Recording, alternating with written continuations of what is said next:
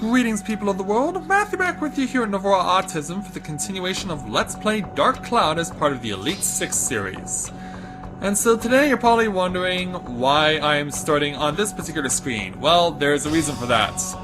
I forgot to record my commentaries. So today we're doing a post-commentary. So last episode I completed another 3 floors for Gallery of Time. And for this particular episode, I was expecting we were going to be inching ever closer to exactly 200 years ago, which would have served as half distance for the storyline as far as the Gallery of Time is concerned, but it turns out that was not the case at all. Turns out that we went directly past 200 years ago and went on to 205 years ago. So because of that, that meant that we didn't really get to see anything as far as a special mid-boss or anything like that, because that was something I was really hoping to come across during my run here in this particular episode.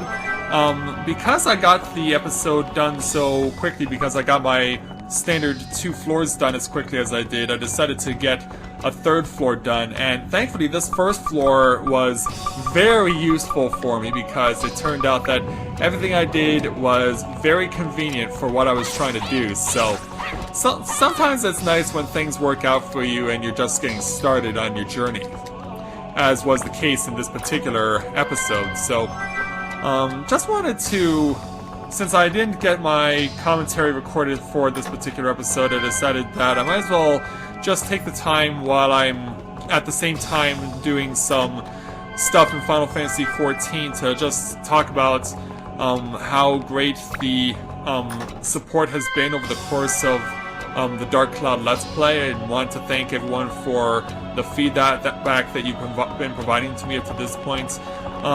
Especially when I did the 2 webcasts as well. I'm really grateful for everyone who came out for that. As you can see, I had a bit of an issue with one of the cards, including getting stabbed in the butt, but ultimately, yeah, see what I did there? But ultimately I got the guy. And so I'm really grateful for having the opportunity to have done this game for you guys to this point, because I've really enjoyed what I've been doing so far.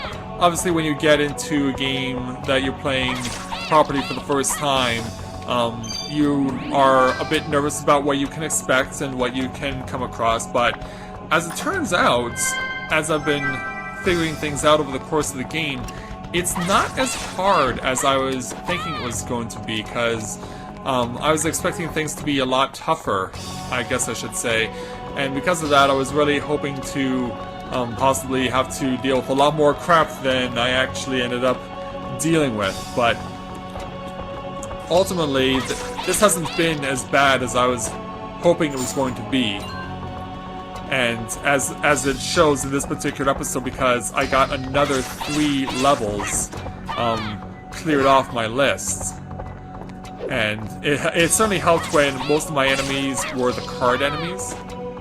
That certainly helped things along. And what also helped as well was the fact that this particular level, thanks to the random number generator, was as linear as it was, knowing that I could get through everything relatively easily. And one thing I also noticed a lot of is that there was something new to introduce into this particular level. There was an assassin that was apparently a part of what was going on, which was really interesting. So that made me think, when I thought I was doing commentary, I made reference to Altair from the original Assassin's Creed. And it always made me wonder why they never used him again in another version of Assassin's Creed, but they used his successor in 3 games. I've watched other people playing Assassin's Creed games, and I did receive some Assassin's Creed games from my aunt, because she decided she didn't want her PlayStation 3 anymore, and she had the first 4 Assassin's Creed games, and so she gave them to me among other games that she gave me. I am intending to Let's Play some of these games next year, which I think will definitely get a lot of support, because I know how much people love those games. And we also ran into Sophia again, we also ran into those enemies, Liches. Liches, they turned out to be really easy kills thanks to the fact that because of the way I had to build up my weapon in order to max out the stats in order to turn the Sun Sword into the Big Bang, I had to pretty much max out my undead killer. And so because of it, it turned out to be very helpful. And in addition to that, I also made it a point to buy a number of jewels, and I used them to help further my attack stat on the Big Bang. And that's something that I did further when I added more stuff onto it. As you can see here, each of these gems as are attack-based. They're the only 3 gems that you can get that increase your attack stat. But as you can see, it's not the only thing that it increases. It does increase more than just your attack stat. So it was pretty much making Tone a very formidable force at this point. And very tough to defeat. So he definitely has been benefiting from what has been going on over the course of the time that I've been playing this game and making it a point to build up a weapon. And not just do it by taking a weapon, breaking down the synth sphere, and adding stuff onto that. No, it's been much more than that. And as I'm doing this commentary, I'm thinking to myself, why don't I break down a few more weapons into synth spheres and keep building up the weapon more? But I want to keep going. I want to keep seeing how far I can go, because as you can see, it didn't take long to complete 1 floor, and it definitely did not take long to complete 3 of the floors either. So it's definitely something I thought about doing, but ultimately I decided that it was best for me to just stay focused on doing something like this and just focusing on fighting off the enemies, because we picked up another new enemy on level 14. In fact, each floor had a new enemy for me to fight. There was the Liches on level 13, there were those big Yetis that you just saw as well on level 14. Yeah, and the Liches made up the bulk of the enemies on level 14. And so there was a lot of them to fight off, and I know for a fact that they were proving themselves to be quite a handful for me. But there were also dark flowers, so it didn't have to be just Tone fighting off the enemies. We were able to get Zhao in here whenever flowers were needing to be trimmed or pruned or whatever. I've always liked using Zhao for shooting down the flowers just so that I can avoid getting breathed on and having the negative effects that go with it pushed on me. But as you can see, this level, like level 13, as far as the random number generator using the design, was also very linear. I also wanted to make it a point to try and, because I was fighting off blizzard-based enemies, or ice-based enemies, that I wanted to start building up fire as far as an active element, because I knew that would be something I would need to concern myself with eventually. And so when I started seeing these Yetis showing up, known as blizzards, it made me think it's probably a good idea for me to be able to start focusing on building up fire. And so that's what I did with Goro's battle axe in this particular episode. And so I made it a point to make fire his active attribute, and I also made it a point to check how the blizzard would be treated, because yeah, it would make you think that it's made of ice, which it probably is, but it gives the impression of a Yeti, the way that the game designers made it look. And it also made me, while I was doing this, also made me think that 125 might be the maximum number for the battle axe as far as its attack strength is concerned. And so it's something that I was thinking about. I thought to myself, that there is something I was going to think about and discuss as I went further on. As you can see, we were able to fight off the blizzard relatively easily, and it turned out he had a friend in this particular episode. Because, yeah, you see how the blizzard looks hairy, like a Yeti would, and so that's why when I had intended to do my commentary, that it would be an enemy that I would fight off, and that would be looking like a Yeti, not like a big block of ice. I always wondered as well, like, I'm still trying to figure out how one will be able to obtain or be able to utilize the Atla, because that's still something I have not been able to figure out yet on GameFAQs. How to do that with the Gallery of Time and with Darkhaven Castle, because it's not something that you can use when you're outside the castle. And so I'm still in the wondering of how that sort of thing will get used. But I'm hoping that eventually I will figure it out at some point, because that would be nice. So, with Goro handling the blizzards, Zhao handling the flowers, and Tone pretty much handling everything else, we had a relatively easy go of the first 2 floors. Yeah, the stuff was not all that bad to deal with when I came through this floor, so I wasn't really all that worried about what I was going to be getting myself into. And I felt very confident about what I was going to be fighting off. So when I had the opportunity to take on this level and see that the game was perhaps being a little generous with the stuff that it was giving me, I felt a lot easier about things, and I knew that for a fact that I could make things a lot easier on myself. Just need to take care of something here.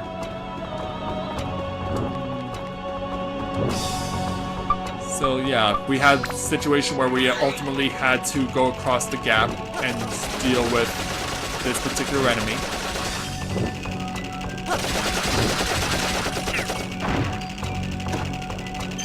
So yeah, once he was out of the way, and it turned out that he had the clock hands, I was fortunate that things worked out the way that they did. So I'm taking care of that. I'm also taking care of that something else, because yeah, I was really hoping for a weapon here, but the random number generator has been rather cruel to me as far as weapons that I've been able to find, and hoping that things might work out for getting new weapons for myself, because I've been wanting to get better weapons for everyone other than Tone for a while, and it just hasn't worked out for me very well. Which is a shame, because you're really hoping for an opportunity to be able to make things a little bit easier for yourself, because yeah, if Tone gets in a situation where he's way overpowered, then it can prove to be a real problem.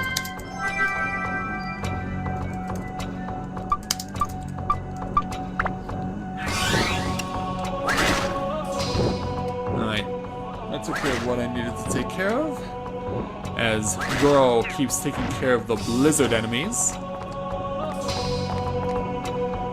So yeah, it was a really pretty straightforward run through the first 2 floors. I was never in any real danger except for one point, but I was never all that concerned because I was already prepared in advance for getting into possible danger as far as my health being low, so I was never really all that worried.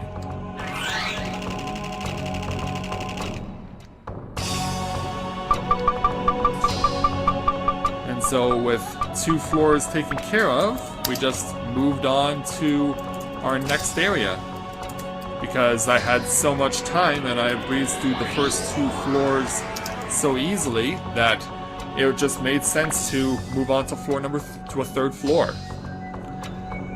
But yeah, as far as the rate of progression of years was concerned, it went from we jumped 43 years, going from the end of the final floor from the previous video to the 1st floor in this particular video, and then all of a sudden we only gained a total of 8 years and 3 floors, which kind of sucks. Like, is it always random, the number of years that you warp back to, or is it always a fixed number? I've never known that myself.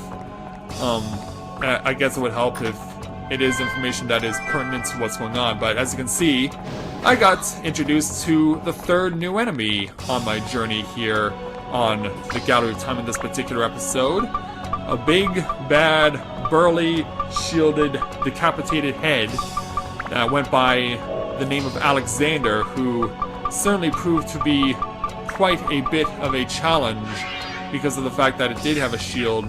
And my first instinct was to go ahead and use a ranged attacker like Osmond. Even though I knew that there was a shield involved, I wanted to see if he could get a few shots off and see if he could damage Alexander in a suitable manner. But ultimately, once I decided that it was not going to work out that well, I just decided to go melee and tone one-offed him. He one-shotted the guy, and it was really hilarious. So yeah, it turns out that it wasn't all that bad. But we're still having issues with the Metal Breaker and the fact that we can't get enough of that stuff. Because especially now that we're getting to this point where we're starting to run into more armored enemies, you would hope that Metal Breaker is something that would be something that you could get more easily, but it's not turning out to be the case necessarily. Like, I could get a few diamonds because I know I can buy those from the Fairy King, and in addition to that, I can be able to get that sort of thing to be able to use it for myself to make things a little easier as far as fighting off armored enemies. But as you can see, there was not much in terms of that big of a concern, because I could beat Alexander's really easily, I could beat off Lich's really easily, and the cards weren't all that bad either, which helped a lot. Yeah, the enemies so far, I was expecting my opponents to be a lot harder to beat at this point, because I was always concerned about not having a sufficient amount of goods to be able to get my attack strength strong enough where I would be in a bit of danger. But to this point, the only enemy that I've ever been legitimately frustrated with has been Messiah back over at the shipwreck, and that's it. No other enemy really has given me a true amount of fear or worry as much as Messiah has been. I'm really hoping that either the enemies really step up their game more, or the Dark Genie is just going to be the most difficult thing ever to fight. Because yeah, you probably saw the episode where we arrived at the castle and fought what we thought was the Dark Genie, but turned out to be a duplicate. Nothing more than a doppelganger.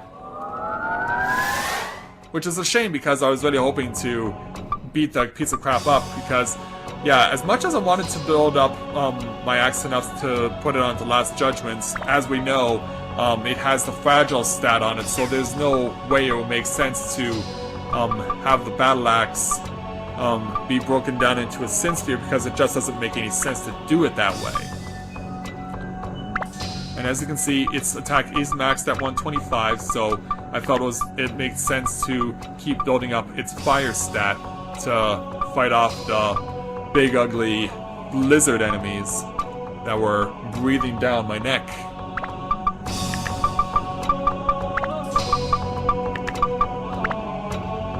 And so yeah, they aren't all that bad. They're not something I need to worry about all that desperately. Such missions.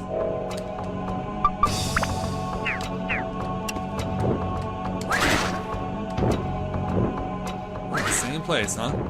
Very well. Yeah, it seems like they always want to start out there.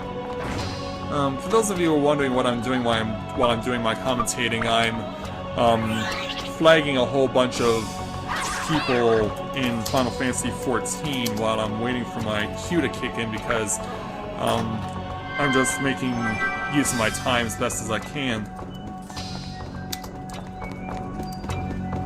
And so far I am, because I haven't had my queue kick in yet, and it's been taking a lot longer than I thought it would. And in addition to that, there's also the fact that I will have to take longer to get this particular episode put out there. Because obviously I am doing my commentary in post-production. Oh, there we go. Just need to put in this last bit of information.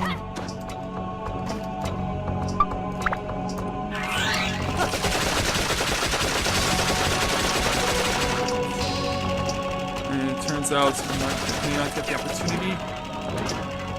Nope, got it. Okay, I got it. We're all good. Yeah, we're all good now.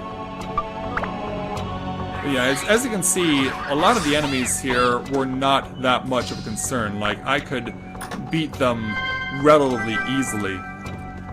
Whether it was, especially the Liches, because Tone was so overpowered as far as fighting them off. And it was really hilarious to see him one-shot these enemies so convincingly.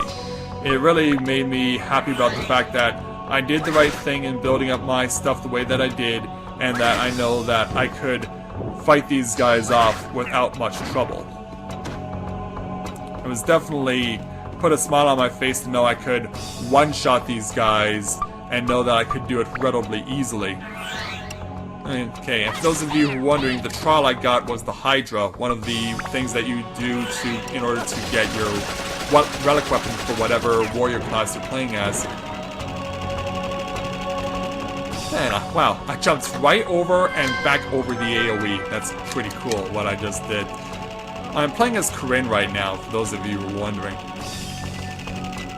And so, with 3 floors made relatively easily and dispatched with not much trouble, there was no issue with taking care of these guys. In fact, it was actually really... I think it's to the point now where things are getting really fun as far as fighting my enemies is concerned, because they don't concern me as much as they did back when I was fighting Messiah, because I was expecting like an exponential increase in difficulty with these foes when we got to this point. But it turns out not the case. Everything has been just fine, and I've never been in a situation where I've had to be all that worried. So yeah, another 3 floors down, and I'm just peeling them off and getting rid of them and sending them away so easily. So hopefully next time I'll remember to record my commentary while I'm recording the video instead of doing it in post. But hey, sometimes it's nice to just talk outside of a video and just enjoy it while I'm doing something else, because it can be fun to do that sometimes. But hopefully next time I'll remember to record my commentary as I'm playing the game, but we'll focus on that next time. So, with that, I'd like to thank everyone for watching the continuation of Let's Play Dark Cloud. And when I join you again, we will continue to make our way down another few floors here in the Gallery of Time, and see how much more ammo we can obtain, and see how much closer we can get to the end. So, as I just killed off the Hydra, until next time everyone, this is Matthew and Navora Autism, saying take care, and I'll see you soon.